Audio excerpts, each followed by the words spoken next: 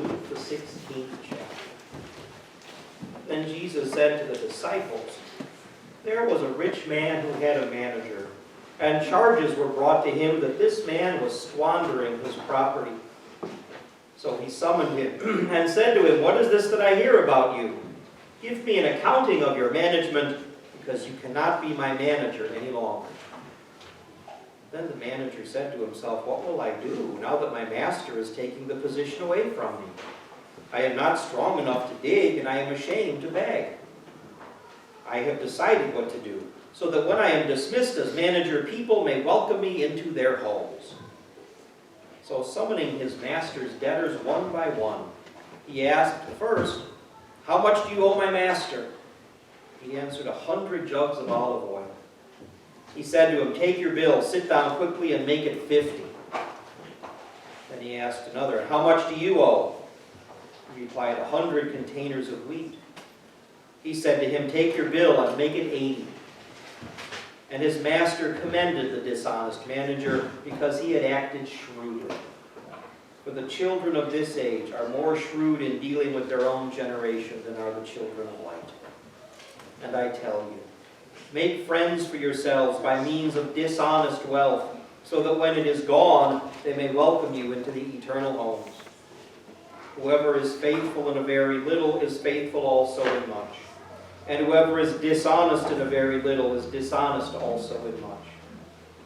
If you then have not been faithful with the dishonest wealth, who will entrust to you the true riches? And if you have not been faithful with what belongs to another, who will give you what is your own? No slave can serve two masters, for a slave will either hate the one and love the other, or be devoted to the one and despise the other. You cannot serve God and wealth." This is the gospel of our Lord. Please be seated.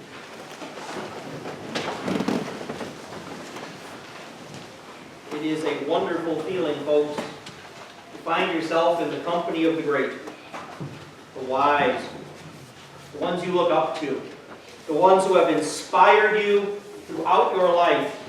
I'm thinking here of my professors at seminary, scholars who I read every week as I prepare these remarks for you, people who are brilliant. And I don't just mean those who are living today. No, I will go back in history. And I tell you that it is a great feeling to stand up here today, one-to-one with them, alongside of them, sharing with them in the fact that none of us have any idea what Jesus is talking about.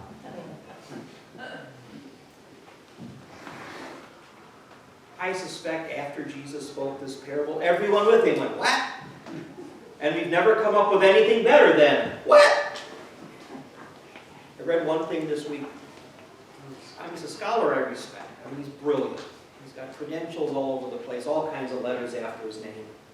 Usually he's spot on. He had 7 different possible ways to interpret this parable, and he didn't like any of them. What do we do with this parable? It's about a crook. No sugarcoating this. The manager is a crook. He has squandered his master's property. He's embezzled it. He's mismanaged it. Maybe he's pocketed a little bit for himself on the side. He's corrupt. He lies, he cheats, and he steals. And he has been caught. And he knows his feet are about to be placed into the fire. He's not a strong person. He can't go dig ditches for a living. He's proud. He won't beg. So what does he do? He's about to be caught. He's about to be fired from his position for mismanaging the funds of his master. He does the only thing he knows how to do. He continues to cheat. And he continues to be dishonest. Because he does something he is not allowed to do. He changes the amount of money owed to his master. How much you owe him? What are jugs for? Not anymore, you owe him 50. How much you owe him? 800? No, you owe 80 now. He's still stealing from his master. And the master commends him for that. What? supposed to teach us? Cheat? Lie? Steal? Jesus having an off day on parable telling? What do we do with this story? Tough one. It really is. It is a massively tough story. And we really don't know. I was talking to someone after the early service about this parable. And I said, maybe when Jesus told it, it made sense. Maybe the people he told it to got it. But we don't. What do we do with this story? What is being commended in this dishonest manager? What about this person are we supposed to draw a message from and emulate? Are we supposed to emulate this guy? Who else is in the story?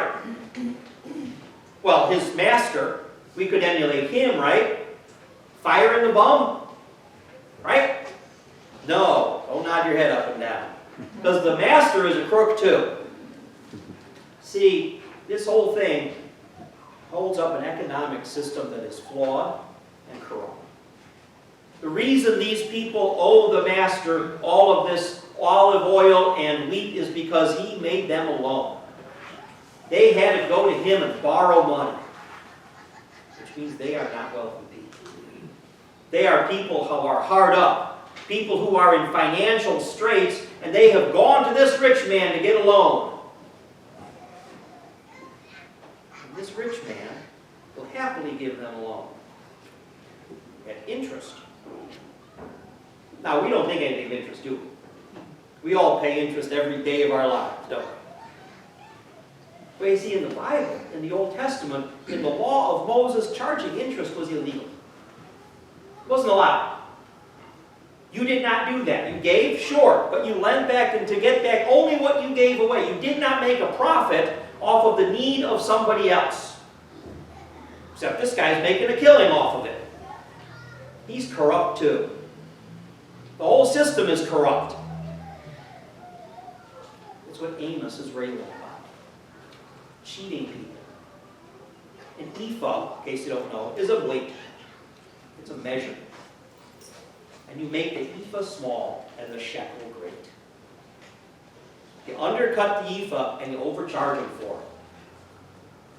That's what's going on. False balance, you know what that is?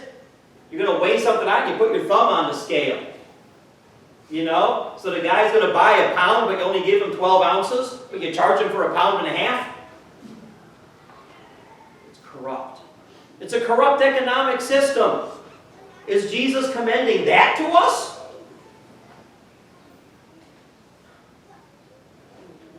I'm puzzled. I'm stumped. I don't know what I have for you. Accept this. And it ain't much, but work with me here.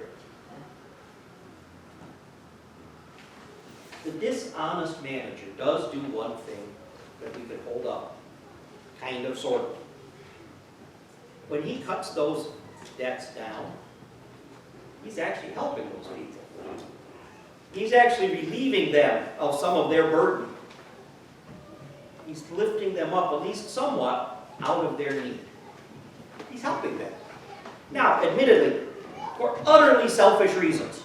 There is no altruism in this man. He is not doing it out of the kindness of his heart. He is not doing this out of any sense of nobility or honor or decency. He is simply trying to set up his future because he figures if he does this favor for them, they'll do a favor for him. His morality is shot. His ethics are wrong, but what he does is still good. And maybe we can learn from that. Jesus actually says that the children of this age, i.e. the manager and his master, they know how to play the game.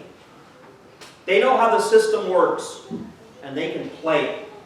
And they know how the game is operated, and they know the rules, and they make the best of it. Jesus says the children of light have no idea about it. They don't understand how to take a dishonest system and dishonest wealth and make it work.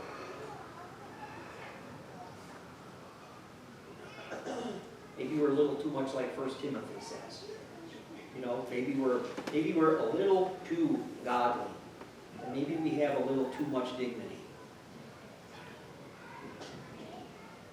Maybe we're trying to be too quiet and too peaceable to the point that we don't know how to play the game. But I think that's what Jesus is getting at. If we're going to live in this world, we need to take advantage of how this world works and turn it to our advantage.